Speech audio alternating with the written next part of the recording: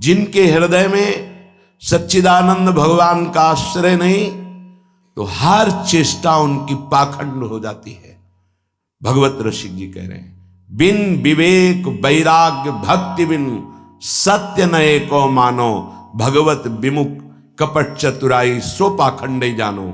ऐसा पाखंड फल फूल रहा है कि लौकिक बुद्धि रखने वाले बस यही समझते हैं कि यही सार बात है।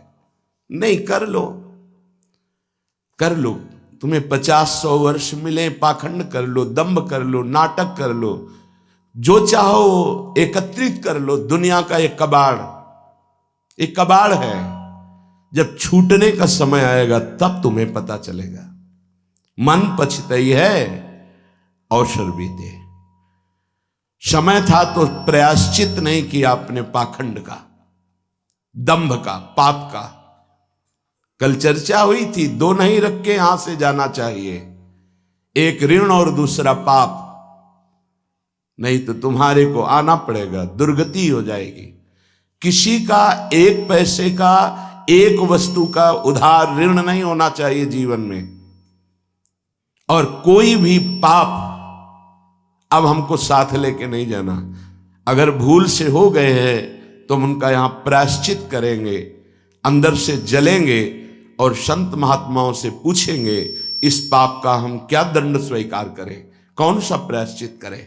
वो जो आदेश करें बिना किसी प्रश्न के, संशय के उसे स्वीकार कर लो, पाप नष्ट हो जाएगा। पाप और ऋण ये अपने जीवन में नहीं होना चाहिए, पर पाखंड, दंभ ये केवल पाप कराता है। भोले भाले भूले हुए जीव प्राणी वो जानते नहीं हैं कि किसे सत्य अध्यात्म कहते हैं। बस भूल में और भूल बटोरते घूम रहे हैं। कहीं कुछ भी तुम्हें मांगने की जरूरत नहीं, किसी के आगे हाथ पसारने की जरूरत नहीं कि आशीर्वाद दे दीजिए, हमारी प्रार्थना मान लीजिए। यदि आप नाम जापक हैं तो दूसरों को सुख देने की सामर्थ्य रखने वाले हैं। आप भगवान के अंश हैं। आप कोई साधारण नहीं, आप अपने स्वरूप को पहचानिए, ये भटकना छोड़िए। आप परम स्वतंत्र भगवान के अंश हैं, आप परम स्वतंत्र हैं। ये माया आपको जो बांधे हुए है, इसी से मुक्त होने के लिए, इसी भ्रम को मिटाने के लिए हमें मानव देह मिला है। ए मारे घूम रहे, हमें सुख मिल जाएगा, कोई दे देगा आशीर्वाद। अरे आशीर्वाद भगवान ने दे दिया तुम्हें, तुम भगवान के अंश हो, तुम्हें मानव दे दिया, तुम्हें बुद्धि दे दी, विवेक दे दिया। इससे तुम सुखी नहीं हो पा रहे तो किसी के आशीर्वाद से क्या सुखी हो जाओगे। आशीर्वाद भी वही लागू होता है जो सत्कर्मी होता है, जो पाप नाशक अनुष्ठान किए हुए उसी के ऊपर आशीर्वाद जाता है।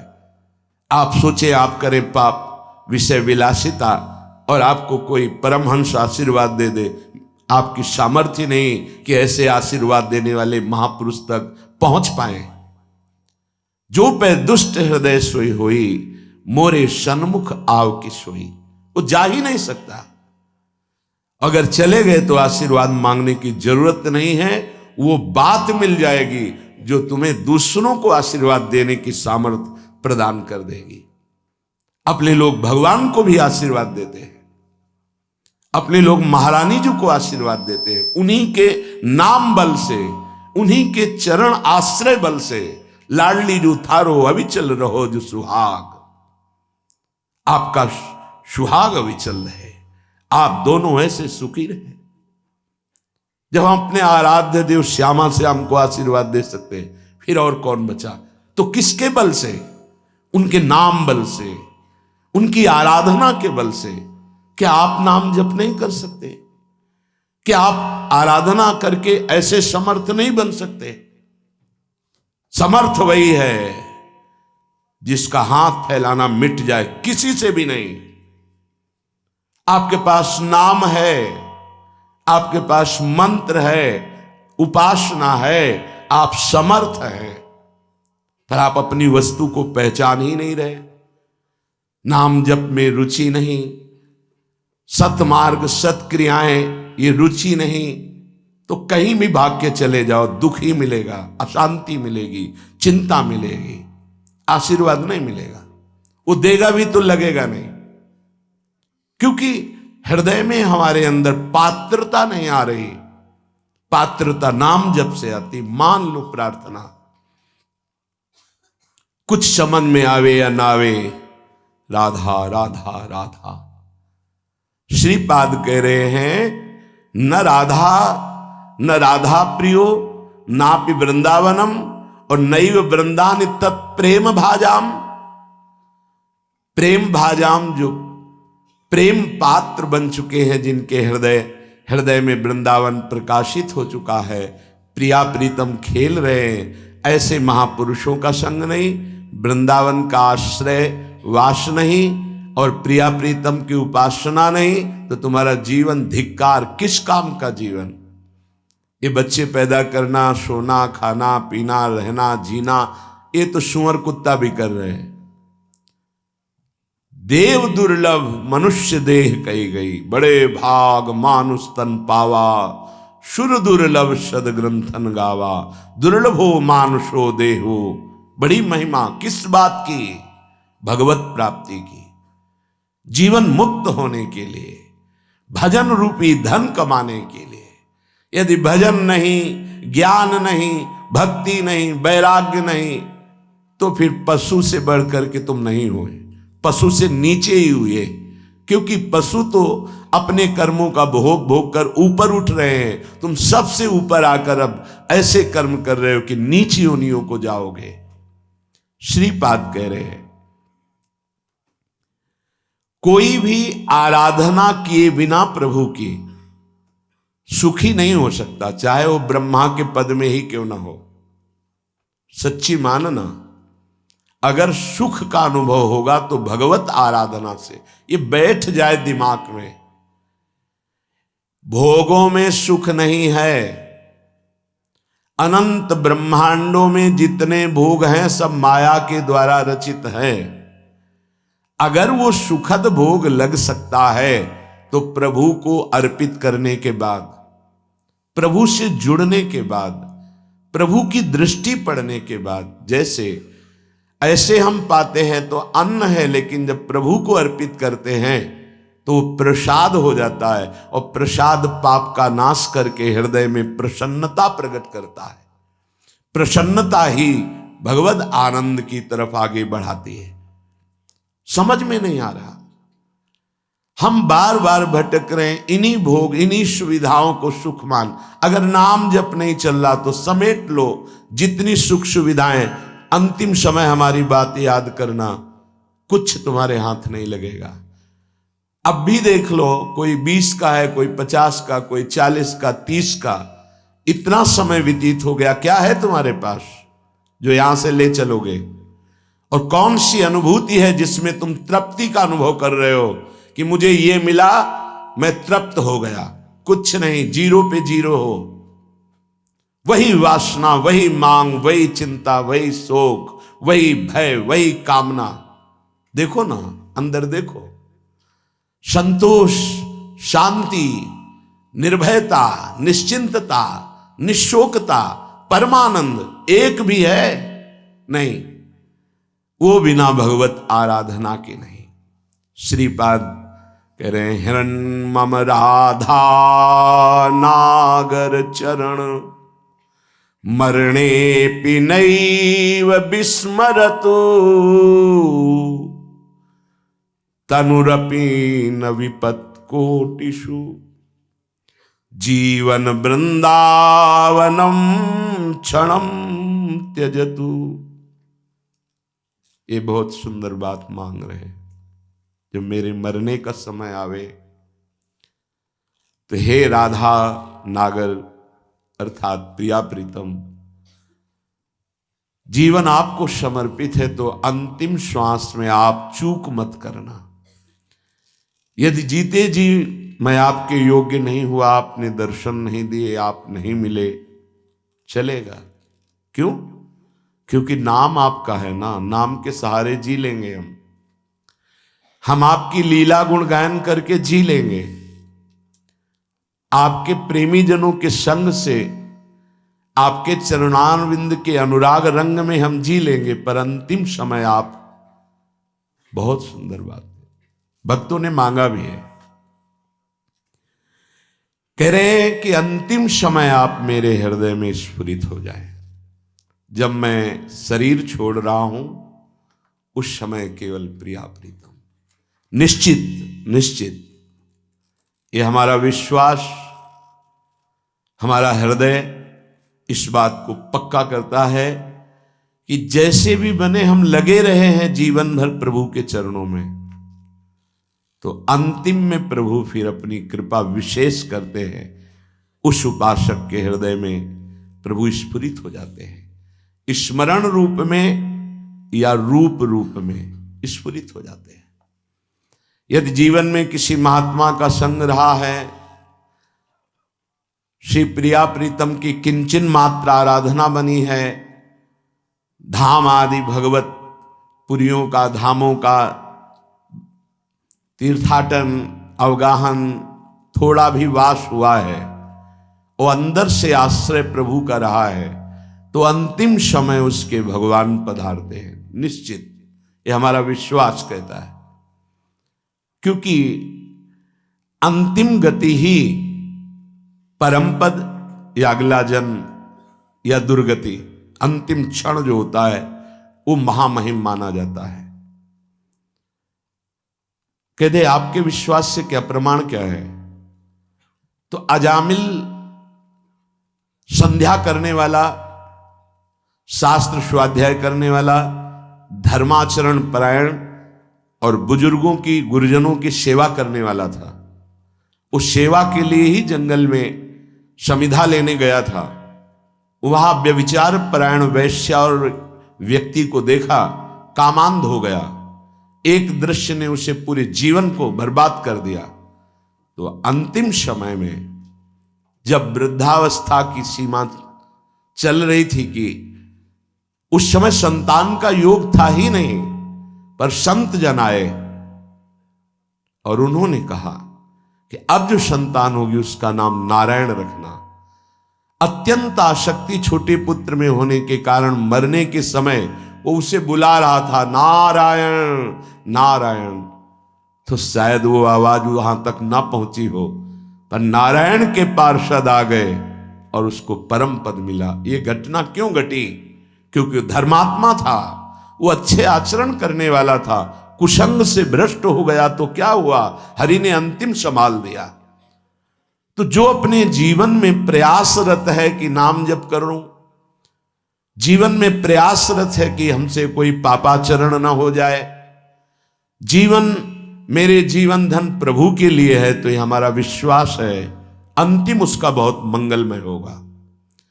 जो जीवन में मनमानी आचरण करता है, पापाचरण करता है, ढेर सारी वैभव समेट लिया, पर मरोगे तो कुछ साथ नहीं जाएगा। वो अंतिम समय जो तुम्हारी दुर्गति होनी वही तुम्हारे दिमाग में आ जाएगा और तुम उसी को प्राप्त होगे।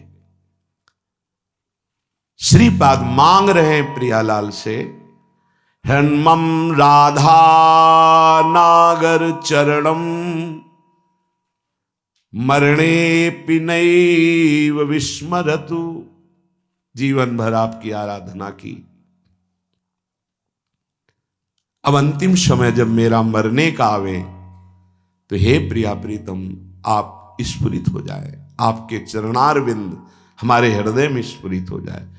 अब ऐसे कड़वे संसार में जन्म ना हो जहां केवल छल है, कपट है, धोखा है, जहां सत्य का किंचन मात्र लेश भी व्यवहार में नहीं है।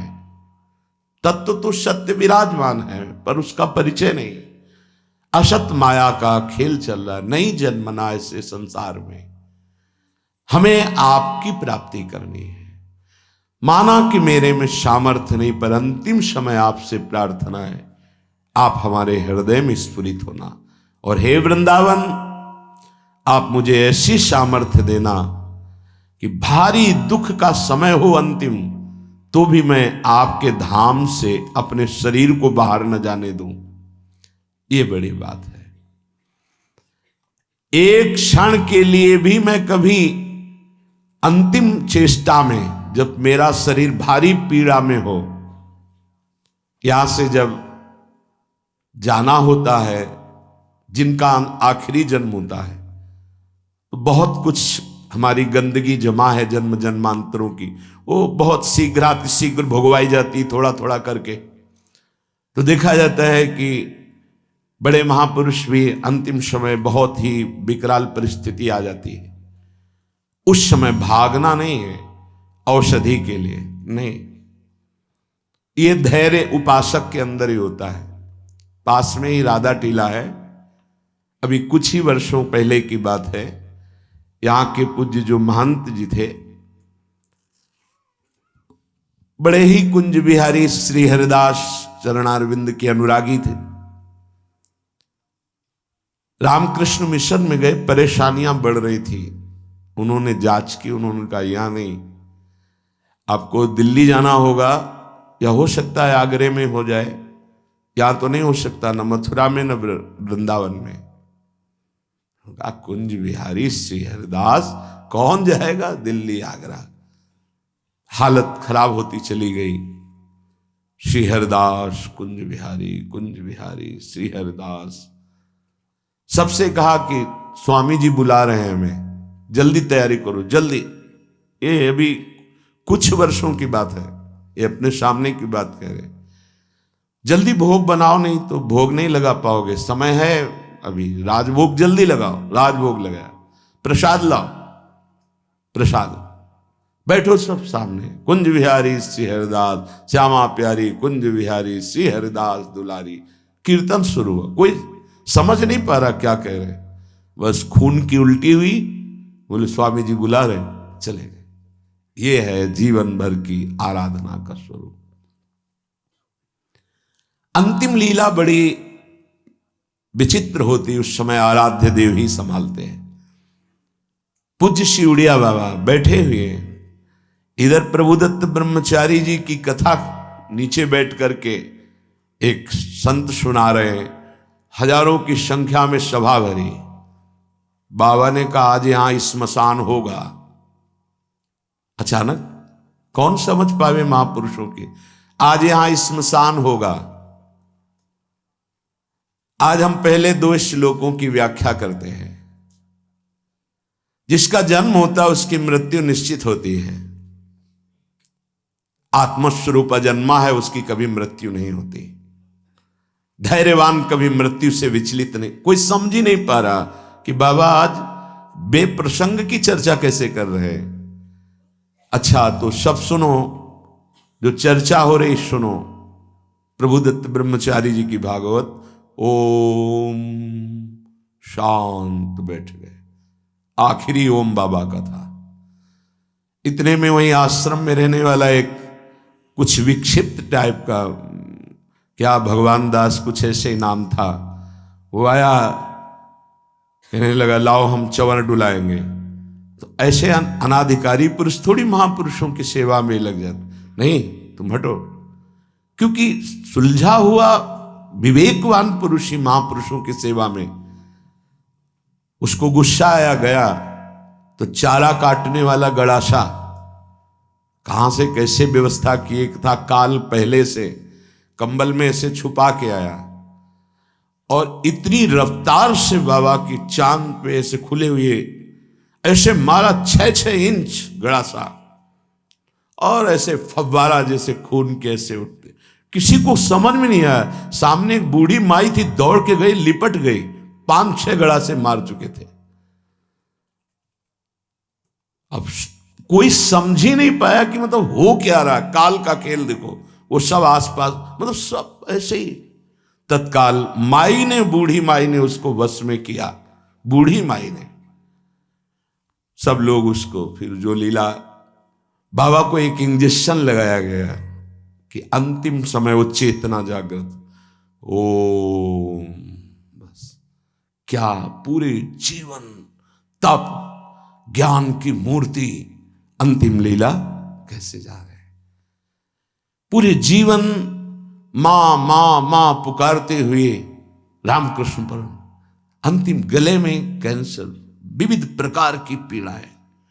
ऐसी महाभाव दशा में पूज्य भाई जी अंतिम समय में, जिनका आखिरी जन्म होता है, बड़ा तो उसी लिए ये ब्रह्मबोध संपन्न महापुरुष हैं, जीवन मुक्त महापुरुष हैं, प्रेमी महापुरुष हैं।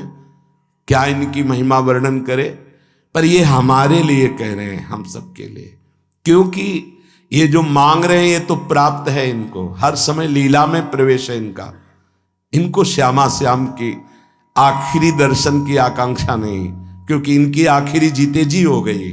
शरीर राग मुक्त भाव दे से अपने प्रिया प्रीतम के पास कोई आवश्यकता इस बात की मांगने की नहीं है। ये अपने लोगों के लिए कह रहे हैं कि हमें प्रार्थना करनी कि मुझे पता नहीं है कब मेरा अंतिम समय हो, हे प्रियालाल। ये हम बहुत बड़े महापुरुष की बात कह रहे हैं जो बहुत साधन परायण थे। काशी में मुझे बहुत आश्चर्य हुआ, ऐसे सब संत महात्मा घेरे हुए हैं, मध्य में वो लेटे हुए हैं। तो उनसे पूछा, स्वामी जी इस समय आपकी गति कहां है? ये चंद्रलोक नहीं, ये तो चंद्रमंडल के अंतर्गत जो चंद्रलोक है, जहां इस सूर्य लोक से भी ऊपर है। सूर्य को क्रॉस कर सके केवल दैवी शक्ति संपन्न जो त्रिगुणातीत हैं, उन महापुरुषों की जो शुद्ध सात्विक शरीर वाले हैं, वो जो देवलोक का अतिक्रमण करके भी आगे बढ़ते हैं। सबसे ऊपर चंद्रलोक है, सूर्य लोक भी नीचे है शास्त्रीय पद्धति के अनुसार। तो उन्होंने कहा चंद्रलोक तक मैं समस्त मंडलों का भेदन करके पहुंच गया हूं, पर ब्रह्म या मोक्ष प्राप्ति तो होश उड़ गए कि ऐसे महापुरुष जो मोक्ष धर्म का ही वर्णन करते रहे, वो ऐसा बोल रहे। एक तरह से जैसे कहते हैं ना कि पैरों से धरती खिसक जाना, कि अपने लोग क्या हैं, अंतिम कैसी बात कर रहे हैं। तो उनका स्वामी जी तो क्या परम पद, तो उनका ये तो विश्वनाथ जी की कृपा के अधीन है। बस हृदय एकदम साधन पक्ष से हटकर कृपा पक्ष की मांग करने लगा कि अंतिम समय कह रहे कि आखिरी कैवल्य परम पद ये तो विश्वनाथ जी की कृपा से। समझ लो साधन कितना पहुंचा सकता है। वो महापुरुष कह रहे हैं कि अभी ब्रह्मलोक भी नहीं, जैसे स्वर्गलोक, महालोक, जनलोक, तपलोक, फिर ब्रह्मलोक। तो स्वर्गलोक के ऊपर ही है, क्योंकि स्वर्ग के अधिष्ठात्र ये सब लोकपाल देवता हैं। वरुण जी, सूर्य जी, अग्नि जी, वायु जी, चंद्र जी, ये सब लोकपाल हैं। इनके एक अपने अपने लोक हैं। उन लोकों में इनके आराधक उपासक वहां पहुंचते हैं। तो वो कह रहे हैं कि मैं केवल चंद्रलोक तक पहुंच पाया हूं, उसके ऊपर ब्रह्मलोक वहां भी नहीं गति हुई। और परम कैवल्य पद ये तो विश्वनाथ जी की कृपा से, क्योंकि काशी में शरीर छूट रहा है, जीवन भर उनके नाम पर रहे, तो वो गति उनकी। मेरी गति यहां तक और वो विश्व। तब ये समझ में आया कि आखिरी बात तो कृपा ही है। कि तभी लिखा है ध्यान मूलम गुरु मूर्ति, पूजा मूलम गुरु पदम, मंत्र मूलम गुरु वाक्यम, मोक्ष मूलम गुरु कृपा। महादेव गुरुदेव हैं, श्री जी गुरुदेव हैं, इन्हीं की कृपा से ही मोक्ष मूलम। तभी आजीवन आराधना करते रहते हैं, यही मांग रहे हैं। तनुरपि न विपत कोटिषु जीवन वृंदावनम क्षणम त्यजतु। बाबा को श्री जी लाई थी वृंदावन, उड़िया बाबा को। कई दिन से भूखे थे, एकांत में ब्रह्म चिंतन में बैठे हुए थे, शरीर भूखा था। पहुंच गए लाडली लाल बच्चे के रूप में संध्या काल के बाद। और बाबा मैया ने कहा है कि कोई संत भूखे बैठे हैं, रोटी पाएगा। रात होने वाली इस समय तो रोटी, दूध ले आवे, हाँ ले आओ, साथ में एक रोटी भी, एक ले आओ ले आओ। इतना मृदुल स्वभाव, इतना प्यार, इतने छोटे स्वरूप बच्चे। बाबा आश्चर्यचकित हो रहे थे कि संध्या हो रही, इस समय बच्चे बड़ा ऐसे पहले कांसे का लोटा चलता, उसमें पका हुआ दूध, एक रोटी पाई, एक और दूध पिया, एक परमानंद की अनुभूति, विशेष उनके हृदय में अद्भुत आनंद। फिर एकदम चिंतन किया कि यहां कौन सा गांव नजदीक है। तो विरक्त महापुरुष उठे, काफी दूर खोजते, एक व्यक्ति मिला, बोले हाँ गांव नजदीक कोई है? बोले 10-10 किलोमीटर आसपास कोई गांव नहीं। अच्छा ठीक है। बैठे एकांत में आकर जो चिंतन किया तो देखा प्रिया प्रीतम। बोले ठीक है, अब आपका बुलावा आ रहा है तो हम आ रहे हैं आजीवन वृंदावन के लिए। देखो अंतिम यही लीलापूर्ण, बड़े करुणा में खींच लेते हैं, आओ खींच लेते हैं, तुम्हारा पवित्र हृदय हो गया है, बहुत तप किया है, आओ मैं तुम्हें परम पद प्रदान करती हूं। बड़े कृपालु श्री प्रियालाल। एक चीज ध्यान रखनी है, तनुरपि न विपत कोटिषु, करोड़ों प्रकार के संकट आ जाए तो भी छोड़ना नहीं, ये अंतिम बन जाएगा। जिनको अखंड वृंदावन वास मिल गया है सावधान होकर सुने, और जिनको नहीं मिला है तो आश्रय ले लें। कई बार चर्चा की, रजरानी चरणामृत साथ है, वृंदावन का आश्रय है, और वाणी जी साथ है, तो जहां शरीर छूटेगा, जैसे भारतीय सैनिक राजकीय विभाग का कहीं भी शरीर छोड़े, भारत के आज्ञा के अनुसार, सरकार की आज्ञा के अनुसार गया हो, तो तिरंगे पे ही स्वागत होते हुए उसको भारत ही लाया जाएगा। ऐसे ही हम वृंदावन प्रिया प्रीतम के उपासी, कहीं भी शरीर छूटे, आप सम्मान पूर्वक श्रीधाम वृंदावन लाडली जी के महल में ही आएंगे, विश्वास कर लीजिए।